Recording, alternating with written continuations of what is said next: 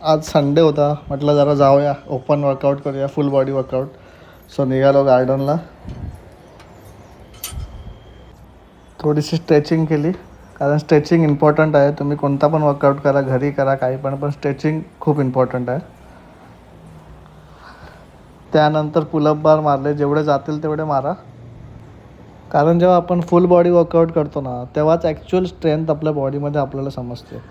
आपण आपलं वेट जर कॅरी करू शकत नाही ना, तर काही फायदा नाही त्या स्ट्रेंथचा. त्या जिममध्ये तुम्ही किती पण तुम्ही डंबेल मारा, बट तुम्ही स्वतःचं वेट कॅरी करू शकत नाही, देन काही फायदा नाही त्या गोष्टीचा.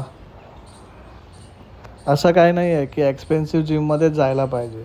जर तुमचं गोल आहे फक्त फिट राहणं, देन तुम्ही कुठेही वर्कआउट करून फिट राहू शकता. व्हिडिओ आवडला असेल तर लाईक करा, चॅनलला सबस्क्राईब करा.